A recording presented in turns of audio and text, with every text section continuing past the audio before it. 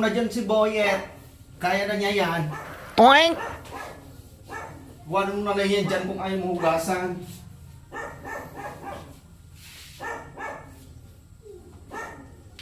Unay ni Madam Mata, manan ti agugas ti plato kung pingpinggan na. Atan ito nga may sakan agsa daw.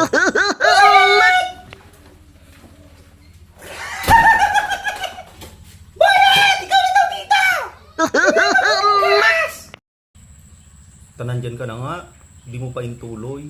Piling ka mo. Umakaman din eh. Matalang ti pagugas ti paplato kung kutsara iti pagsatsabutan. Pero naman yung ingal. Piling ka mo beauty po. Umaka.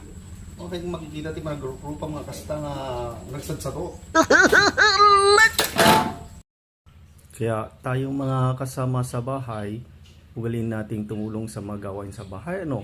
Kung na tayong nakitang hugasin, kung sa lababo hugasin na natin, huwag natin iasa sa iba kung nakita naman natin. Huwag nating iasa sa iisa lang ang mga gawain pambahay. Dapat tulong-tulong tayo at sama-sama.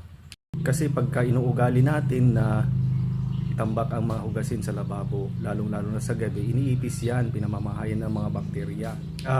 Kung sika at nagustuhan mo ajay vlog ko nga kastoy, paki-share man, paki-like, paki-follow, paki-subscribe agad ko agad social media account men ya.